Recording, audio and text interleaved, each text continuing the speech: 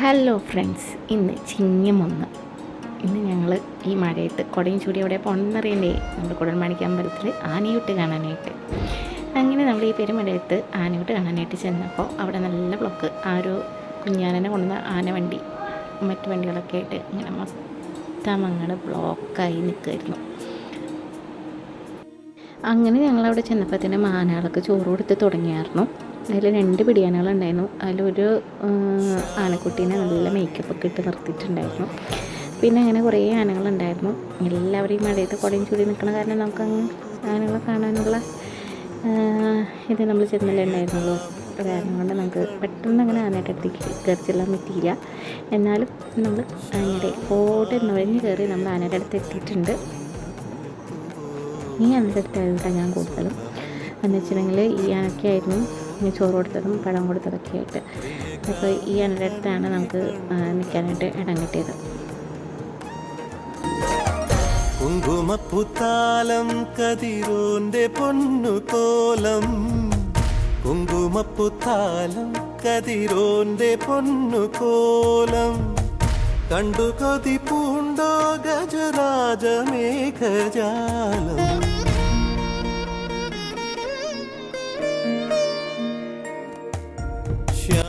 ആനയ്ക്ക് ചോറ് കൊടുക്കാനായിട്ട് കുറച്ച് കഷ്ടപ്പെട്ടു. വേറൊന്നുമല്ല, ആനയ്ക്ക് അപ്പുറത്തുനിന്നൊക്കെ ഉരുള കിട്ടുന്നതുകൊണ്ട് നമ്മുടെ കയ്യിലിരിക്കുന്ന ഉരുള ആനയ്ക്ക് എവിടെ മേടിക്കണം എങ്ങനെയാണെന്നൊന്നും അതിനും ഒരു ഒട്ടും കിട്ടണില്ലല്ലോ. ഈ കാണുന്ന കൈ എൻ്റെയാണ് കേട്ടോ. അങ്ങനെ നമ്മുടെ ചോറുള്ളിയും കൂടെ ആനങ്ങ് മേടിച്ചു. ആനങ്ങനെ സൂപ്പറായിട്ട് അങ്ങ് കഴിച്ചു. പിന്നെ പന്നിക്ക് പിന്നാലെ കുറേ ആളുകൾ ഇങ്ങനെ ടോക്കൺ എടുത്ത ആളുകളൊക്കെ ആയിട്ട് ഇങ്ങനെ വരിയായി നിൽക്കുന്നുണ്ടായിരുന്നു ആനയ്ക്ക് ഫുഡ് കൊടുക്കാനായിട്ട്.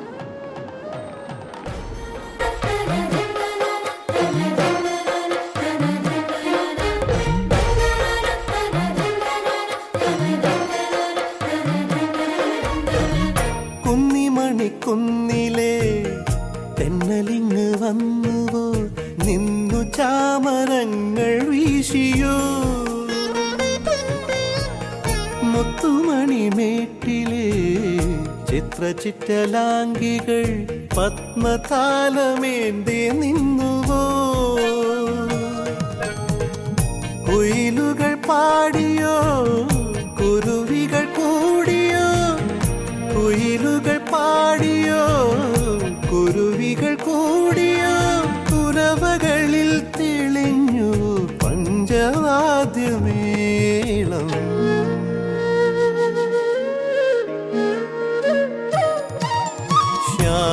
ശ്യാമവാനിലേതോ കണിക്കൊന്ന പൂത്തു, സ്വർണമല്ലിപ്പൂതിർന്നുവോ,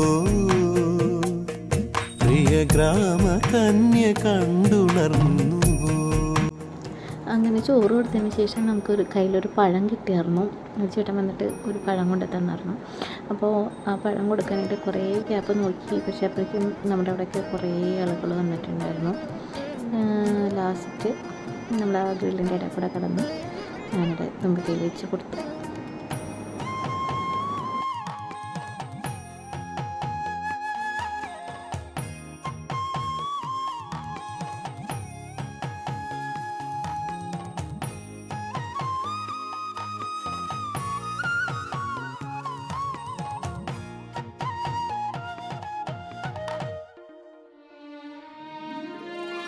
നീലമലക്കാവിലെ ചേലെഴുന്ന ദേവി തൻ വേല ഇന്ന് വന്നണഞ്ഞുവോ,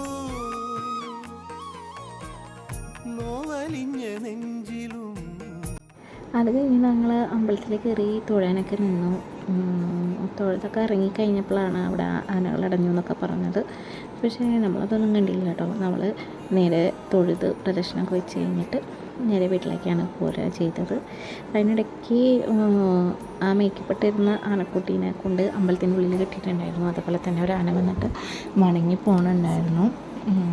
അതൊക്കെ നമ്മൾ കണ്ടായിരുന്നു.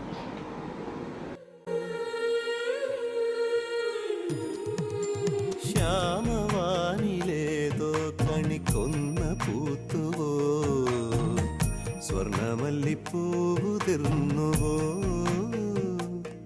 പ്രിയ ഗ്രാമ കന്യ കണ്ടുണർന്നുവോ,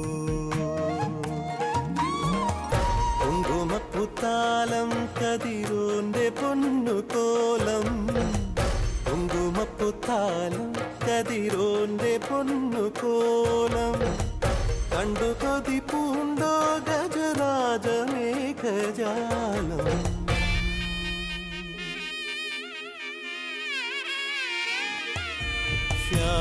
ശ്യാമവാനിലേതോ കണിക്കൊന്ന പൂത്തുവോ സ്വർണമല്ലിപ്പൂതിർന്നു